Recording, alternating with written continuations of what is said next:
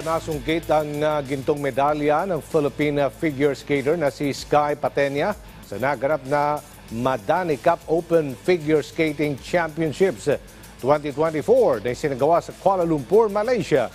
Yan ang ulat ni Daryl Oclares. Muling nagdala ng karangalan sa bansa ang Filipina figure skater na si Sky Patenya matapos niyang masungkit ang gintong medalya sa senior women ng Madani Cup Open Figure Skating Championships 2024 na umarangkada mula June 5 hanggang 7 sa Kuala Lumpur, Malaysia.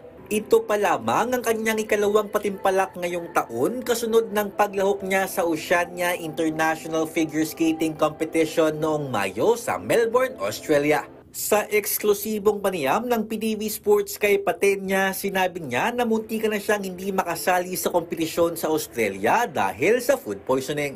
I was actually hesitant to go for Australia and just go for Malaysia instead. Luckily the next day when I woke up I felt better na. In Australia I got fourth since I had pretty much a warm-up already, a practice in Australia.